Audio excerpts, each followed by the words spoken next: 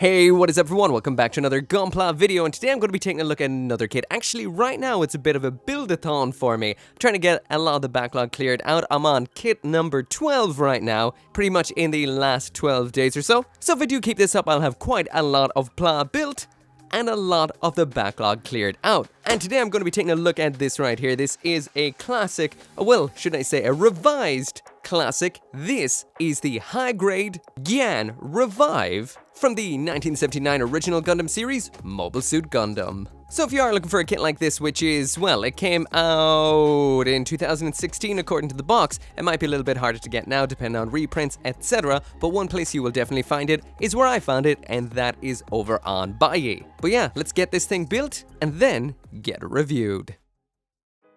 Alright, so let's see what we've got inside of this box. It's definitely a skinny high grade.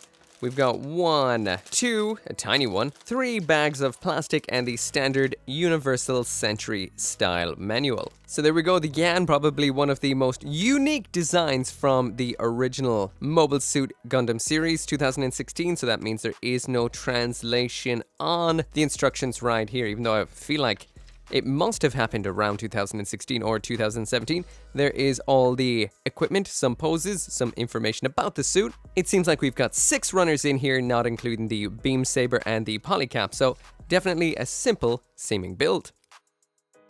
Alright, so first off, jumping into the feet, we've got a little bit of a toe bend straight off the bat. The feet in here are all the one color. This may actually be accurate to the design, but, you know, sometimes it can look a little bit plain when you're just looking at the bottom of a foot like so. A classic polycap joint attaches on into the foot just like so, so the usual. This then pops on like that, and there is our foot with a little bit of a bend. Up at the hip joint now, and we do have a polycap for that as well. Pretty much par for the course for this particular era of kits. And the same pretty much goes then for the knee joints, which attach like so. Upper leg section again like that. That is the internal structure of the knee, so basically just a bend up top, a bend down bottom.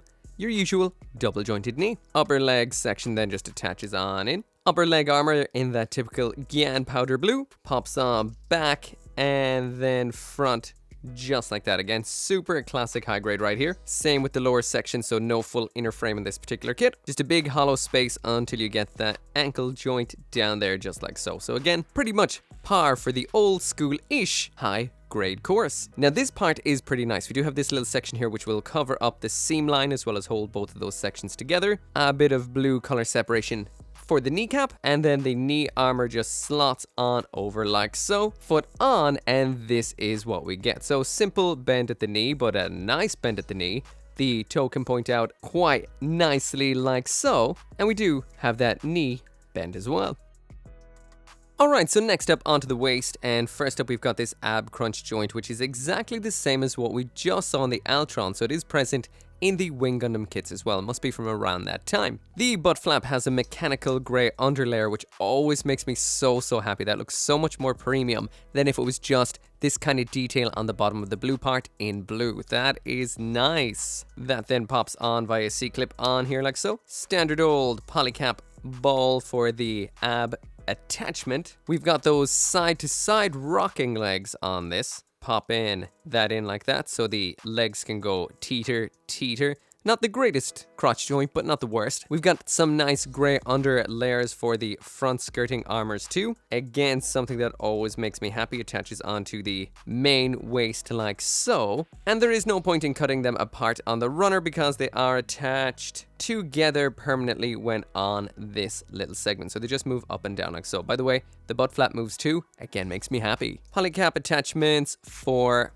the waist side skirts, and then they just attach on like so. Then we might as well get the legs on, why not? There is leg the first, and there is leg the second, so coming together very nicely. Again, I do love the fact that the front and back skirting do have that grey layer to make it look a little bit more premium.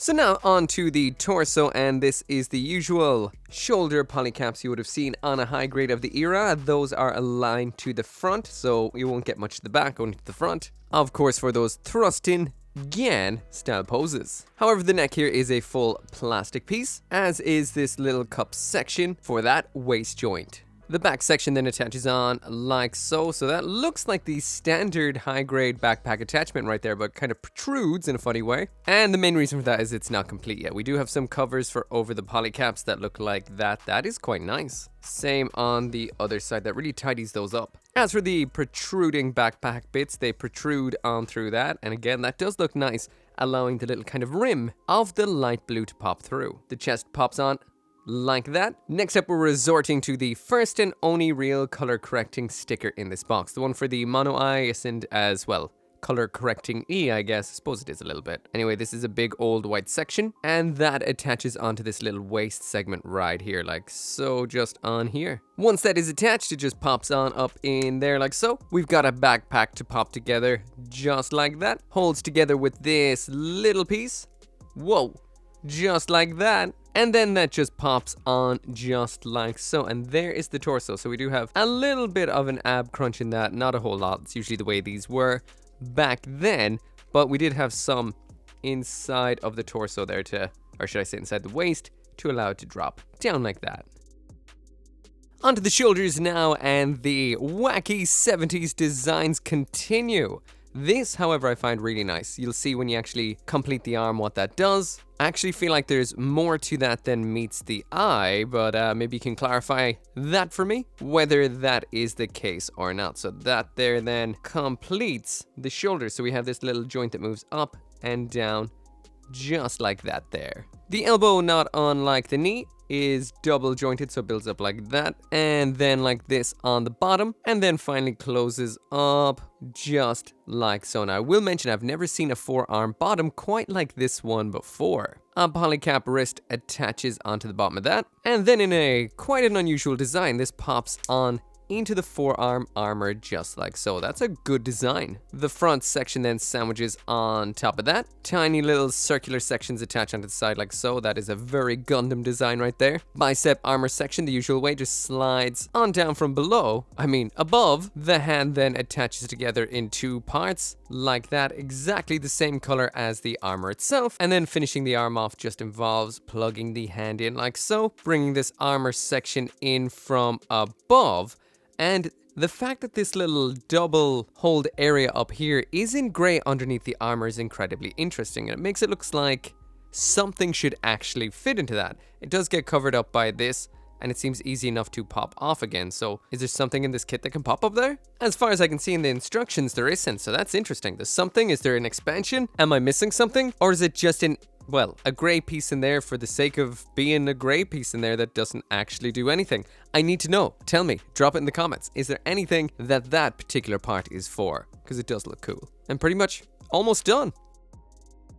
Alright, so moving now onto the head. And with the head, there is no mono eye or kind of anything to, well, line it up onto. Just basically stick this sticker wherever you want. There is a choice of two stickers, a narrow one and a big one. I think narrow looks a little bit more dynamic, so I'm gonna go with the smaller circumference even one. Having two in here does mean if you do screw one up, you do have a second chance. However, it is pretty much impossible to screw up with these particular stickers because I don't know if you know this, but they're still movable when they are on the surface, almost like the glue on them is soft always, so you can still align them around when they are stuck on. Once you're done with that, then there really isn't much to it. Just the back armor, the front bottom armor, and then finally that bit of a cone head on top. Looking good. Oh wait, not to forget that little antenna. Alright, so pretty much the final assembly then is getting that head attached on, and there we go. Honestly, I've always thought the Gyan is quite the wacky mobile suit design, but this is a nice high grade. So far so good. Actually, usually I don't build the accessories in the build part, but this thing looks involved, so I guess onto the shield. So now onto the Gyan's shield, and this is a little more involved than I thought it would be. This part connects on in there at a funny angle. Then shoots across the room apparently. Let's try that again with less catapulting. So this attaches on in like so, then pulls through, up, and around like that. Around then on the other side, you do have this little section which slides on down like so. Now I've never seen a shield attachment quite like this. The actual shield is nicely color separated, so all gray on that side. pushes through just like so. So there's all the missiles which give it its name of the missile shield. And then we've got this little section that attaches on over it. Again, incredibly nicely designed. And then finally this little rig section that we built just attaches into it just like that. Now that is an incredibly nice design with a lot of movement round back. Lastly then is the main weapon in here, which is the Gyan saber. Handle pops into the guard like so. And then the beam, which apparently is special to this kit because that attachment down there is incredibly fat. I've never seen one of these before.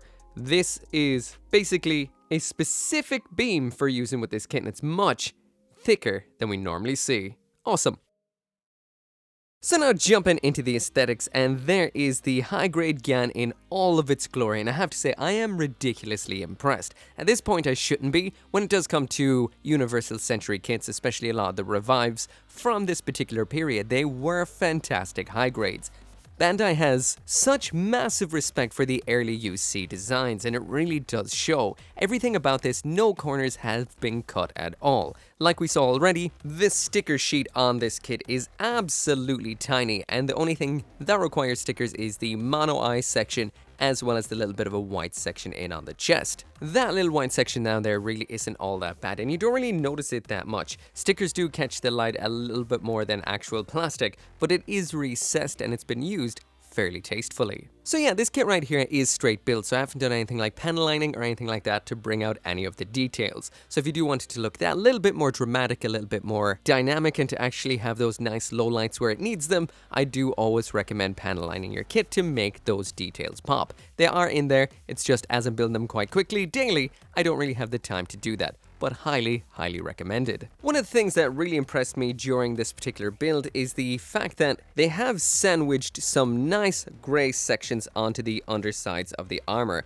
That's something that always makes these kits look a lot more mechanical. High grades a lot of the times are missing this particular kind of level of detail, which tends to make them look a little bit cheaper, but that little extra bit of gray underneath makes the Gyan here look more like an actual armored machine than it would if it was just plastic blue on the outside and plastic blue on the inside. Again, an absolutely impressive quality kit. The only thing I would mention is the blue on this, as dark blues tend to, does mark quite a little bit. Like you can see right there, knob, up there, nubs as well. I did just double snip this off the runner, but when you are building this, I do recommend snipping the blue sections nubs at a distance and then just filing them off with either a sanding stick or, even better, a glass file. Next up onto the size comparison, there it is beside two Universal Century high grades, which are revives as well. That is the Oryx 78-2 on the left and the Mark II on the right. So as you can see, Gyan, a little bit taller than average. Beside a couple more kits I built recently, that's the high grade Hyakushiki Revive on the left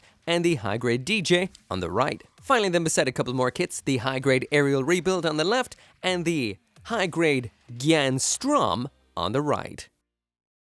So now jumping into the accessories, and here's the high-grade Gyan Revive with absolutely everything it comes with, and it comes with its shield, beam saber, and a hand for holding the beam saber. So when it does come to the hands on the Gyan, the standard style hands in here are holding hands, which are these ones right here, which we saw during the build. These are just regular old sized holding hands, just completely in blue on this particular Gundam kit. So there are no fists or widespread in here, so if you are going to be holding onto the shield on this side, well, I suppose it's going to be in the hand, so it won't matter.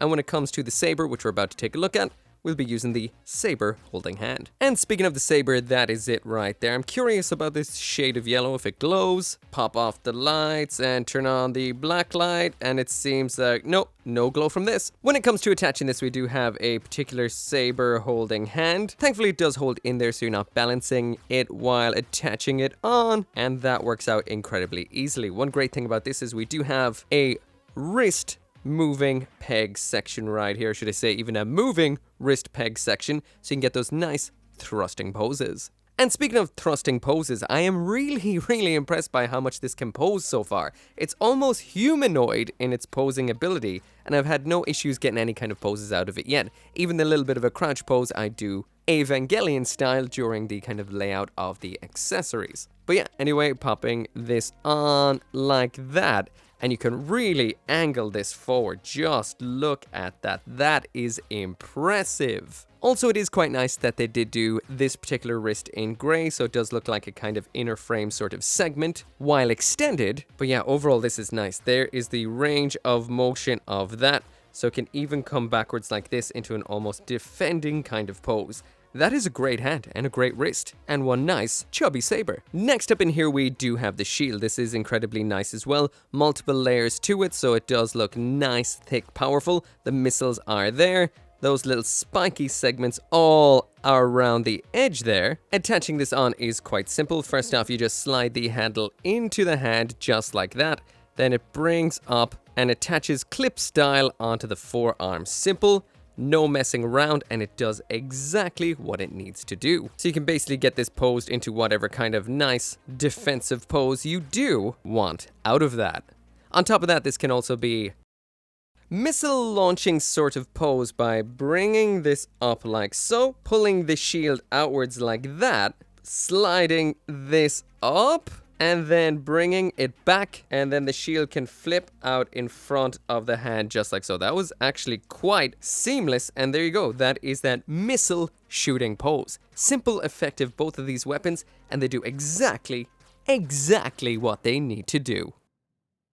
Finally now into the articulation, and just to mention on the build, this has a little bit of that polycap jiggle to it that you don't really see in modern kits. Whether that's good or bad is up to yourself. Sometimes it's nice to have a little bit of impact protection, and also polycap joints don't tend to fuse together but can get a little bit loose over time. Anyway, test pose. Posing this kit is an absolute joy. It flows perfectly. Sometimes some kits have little awkwardnesses to some of their joints, which makes them kick out in funny angles, or some joints are a little bit tighter than others, and then it's, you know, they tend to unmove themselves or unpose themselves while you're posing, but everything here just works so seamlessly and perfectly, and this is what I got in the end. So this is the pose, and it pulls it off absolutely incredibly perfectly, besides one minor aspect, and that is there isn't really much inwards movement at the ankle to kind of get that foot right there flat on the ground. But besides that, the articulation on this thing is absolutely incredible in the, well,